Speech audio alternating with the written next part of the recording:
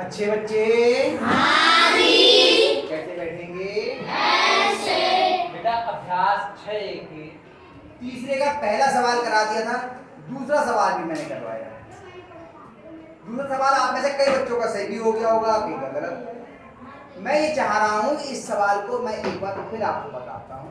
इसे करने से आपको बहुत सारी चीजें समझ में आ जाएंगी। ठीक है, अब हमें इसमें जो ये समीकरण हल करनी है, इसमें चर कितना है? कितना है? y। y का मान हमें ज्ञात करना है। y कौन से पक्ष में है? बाएं पक्ष में, दाएं पक्ष में नहीं है, ये हम देख लिया। और बाएं पक्ष में हम देख रहे हैं कि ये भिन्न के रूप में पद दिए हुए हैं। पद किस रूप में दिए हैं?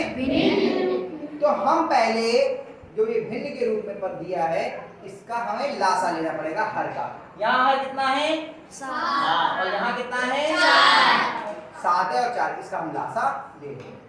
7 और यहाँ पे 7 और 4 का लासा, तो 2 से 4 कटता है, 7 ऐसे लिखा, 2 दूनी 4, 7 ऐसे लिखा, 2 एकम 2, फिर 7 से कटता है, 7 एकम 7, इनकी 2 गुणा 7, ये लासा होगा।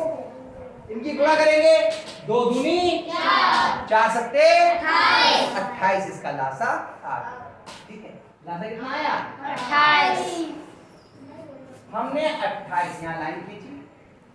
ध्यान रखना यहाँ बराबर का चिन्ह नहीं लगाना है, उस दिन भी बताया था मैंने। ठीक है, यहाँ 28। अब क्या करते हैं, लासा लिखने के बाद में जो यहाँ हर है, इस हर से इसको भाग करते हैं। भिन्न के सवाल करने का हर तरीका ये 7 का पहाड़ा 28 में बड़ा कितनी बार गए? 4 बार। कितने बार गए? 4। 4 की इससे गुणा करनी है, तो आप गुणा करके मत लिखिए, पहले यहाँ पे गुणा के रूप में लिखिए, 4 गुणा, और इसे कोष्ठक में लिखेंगे। इसे क्योंकि ये द्विपद है, ये एक पद नहीं है, 2 पद है ना, द्विपदी व्यंजक है, तो 3y माइनस 2। फिर ये वाला चिन्ह लगाया आपने, जो भी चिन्ह है, क्या कहा यहाँ पे चिन्ह? इससे भाग किया इसको, 7 बार गए, 7 और इससे गुणा करनी है, तो इसको भी कोष्ठक में लिख दिया। आप यहाँ पे गुणा का चिन्ह नहीं भी लगाते तो भी कोई बात नहीं, उसका मतलब गुणा ही होता है। अगर इन दोनों के बीच में यहाँ पे कोई चिन्ह नहीं लगाया कोष्ठक के और इसके बीच में, इसका मतलब गुणा का चिन्ह। यहाँ पे हमने लगा दिया ये या ये नहीं लगाया, तो दोनों एक ही बात। ठीक है, स्पष्ट करता जा रहा हूं मैं, ताकि आप देखिए कहीं पर कोई आपको भ्रम की स्थिति ना बने, कोई कंफ्यूजन ना हो। ठीक है, 5y ऋण 8 कोष्ठक बंद, जो कोष्ठक शुरू होगी वो बंद अवश्य होगी, बराबर 1/14। अब अंदर गुणा कर, 4 की 3 से 4, ये भी धनात्मक है, बाहर प्लस का चिन्ह तो अंदर का चिन्ह वही रहेगा, ये वाला प्लस का आएगा और ये वाला माइनस का। 4 3 12 y और ये वाला माइनस का चिन्ह है, 4 दूनी 8। अब यहाँ बाहर माइनस का चिन्ह है, तो अंदर के चिन्ह बदल जाएंगे, ये प्लस का तो क्या आएगा? माइनस का। 7 पंजे 22y, और ये माइनस का तो क्या हो जाएगा? प्लस का। 7 अट्ठे। ये चिन्हों का विशेष ध्यान रखना है, क्योंकि चिन्हों के ही आधार पर तय होगा कि अगले वाले जो पद आएगा उसमें संख्याएं जुड़ेंगी या पद जुड़ेंगे या घटेंगे अगले चरण में। ठीक है, 28 यहाँ बटे में था, ये बल्कि एक काम करिए, ये 28 के बटे में इधर गुणा में ले जाइए। ठीक है, ये करते जाइए, साथ में वो ले जाइए, एक चरण आपका कम हो जाएगा, है ना। 1/14 और ये देखो 28 पूरे के बटे में है, 28 पूरे के बटे में, तो इधर पूरे के गुणा में आ गया। 14 एकम 14, 14 दूनी 28, इसे सरल भी करिए, आसान हो जाएगा। ठीक, अब यहाँ पर देखिए, सजातीय ही जुड़ते हैं, सजातीय ही घटते हैं, ये हमने छठे में सीखा था। इसमें 12y का सजातीय कौन है? माइनस का 35y, इन्हें एक साथ लिख लीजिए, 12y माइनस 35y, और ये बचा माइनस का 8 और प्लस का 56, बराबर यहाँ बच गया 2। अब ये दोनों देखिए समान चिन्ह के हैं या अलग अलग? 35 में से 12 घटेंगे, चिन्ह का आएगा माइनस का, क्योंकि 35 बड़ा है और वो माइनस का है, 23y। कितना आ गया? 23y। और ये दोनों अलग अलग चिन्ह के घटेंगे, चिन्ह प्लस का आएगा, 56 में से 8 गया कितने बच गए बराबर 2। ठीक, माइनस 23y बराबर 2 माइनस 48 माइनस का 23y बराबर 48 में 2 है कितना गया माइनस का 46। अब ये भी अकेली संख्या बची, इधर भी अकेली। जब अकेली संख्या बचे और दोनों माइनस के हैं तो माइनस से माइनस काट सकते हैं। और ये तो दूसरा तरीका है, माइनस का कहीं इधर बटे में जाएगा तो भी कहीं माइनस से माइनस कर दिया जाएगा। जैसे तय कर लीजिए, माइनस से माइनस आपने काट दिया। y बराबर 46/23। अब 23 तो किसी के बाहर में नहीं आता, 23 क्या है अभाज्य संख्या है। 23 से देखते 46 कटता है या नहीं, 23 के बाहर में देखते 46 आता है या नहीं। 23 से भाग करते हैं कितने को 46।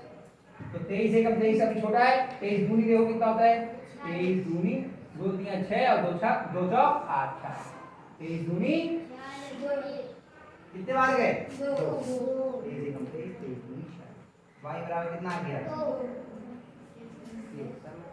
इसके बाद में आप उत्तर की जांच चाहें तो कर सकते हैं, बिल्कुल नियम से, है ना।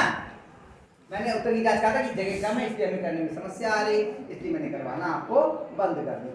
क्या करके दिखाऊं इसकी उत्तर की जांच?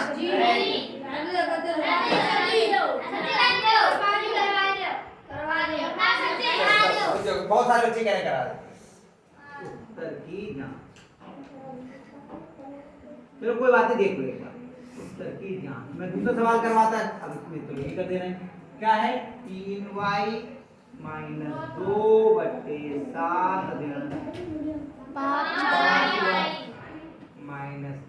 -8/4 बराबर 1/14। तो क्या करेंगे बायां पक्ष लेने पर, बायां पक्ष लेने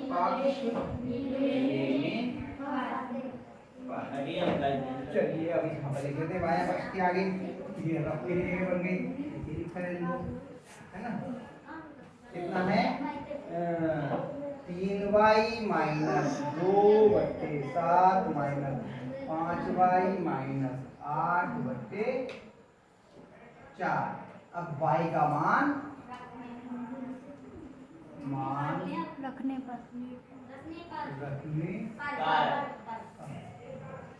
3 गुणा 2 - 2/7 -5 गुणा 2 - 8/4 बराबर 3 दूनी 6 - 2/7। देखो पहले भाई के मान रख दिए 3 गुणा 2 और 5 गुणा 2। अब गुणा हो जाएगी 3 दूनी 6 - 2/7 -5 दूनी 10 -8/4। चलो 6 में से 2 गया कितना हो गया 3/7 -2/4। 2 एकम 2 2 दूनी 4 3/7 -1/2। 7 और 2 का लासा ले लेंगे। 7 भी अभाज्य है 2 भी अभाज्य है, लासा कितना जाएगा 7 14 है ना। चाहे तो करके देखो 2 और 7 का लासा 2 7 है सीधा 1 7 एकम 7 कितना है 2 गुणा 7 बराबर कितना आ गया 14। लासा कितना आ गया 14। इसका लासा आया 14। अब तरीका वही होगा, पहले इससे इसको भाग। 7 से 14 को भाग दिया कितने बार गए 2 7 दूनी 14 2 बार। 2 के 3 से गुणा करें 2 3 6 ये वाला 3 लगा दिया, इससे भाग किया 2 7 14 7 एकम 7।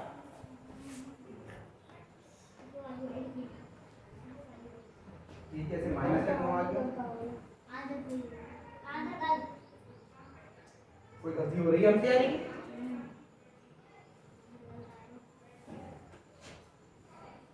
6 में से 2 जाएंगे यहाँ कितने बचेंगे 4। ये गलती हो गई, 6 में से 2 करेंगे कितने बचे 4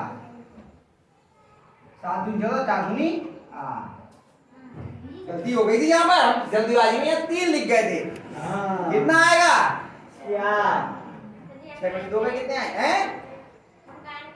तो क्यों नहीं कही भाई गलती तो हम बहुत पास खड़े, मैं बार बार कहता हूँ मैं बहुत पास खड़ा होता हूँ ब्लैक बोर्ड के, तो दिखता नहीं है ब्लैक बोर्ड पे। कई बार हम देखते तिरछे होकर के हमें देखना पड़ता है, ब्लैक बोर्ड बहुत पास हो जाते हैं तो दिखने में परेशानी आती है ना। तो ऐसे 1/14 उत्तर गलत आ रहा था, इससे पकड़ में आगे कहीं कुछ गलती हुई है, यहाँ समझ में आ गई। 6 में से 2 जाएंगे तो 4 बचे, ठीक है। अब हो गया, ये देखिए 1/14 आ गया और ये भी कितना था 1/14। अब लिखेंगे बायां पक्ष बराबर, बायां पक्ष बराबर दायां, इति सिद्धम। क्या लिखेंगे?